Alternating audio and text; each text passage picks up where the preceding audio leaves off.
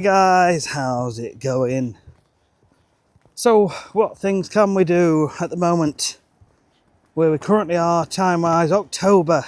How time has flied this year, and what a year it's been. It's been one heck of a year, hasn't it? It really has. You know, we've had summer and a hosepipe ban. What can we do now? A lot of lawns have been damaged and they will need to be repaired. But what I will say is wait and see how they progress over the winter period, because they will be gradually sort of fixing themselves and repairing and filling in. So what might look really bad damage by now might look far less when we get to spring.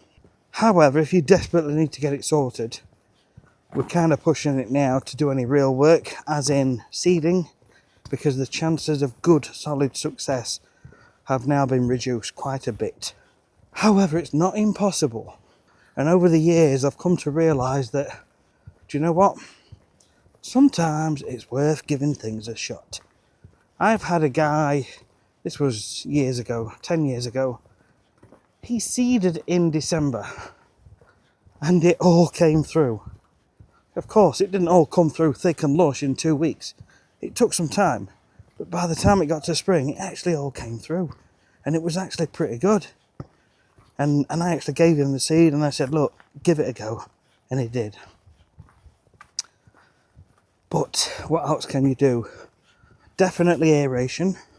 Absolutely aeration. There is time still for scarification, but I really wouldn't go too heavy or too deep now, because the amount of time for recovery is getting less and less and less by the day.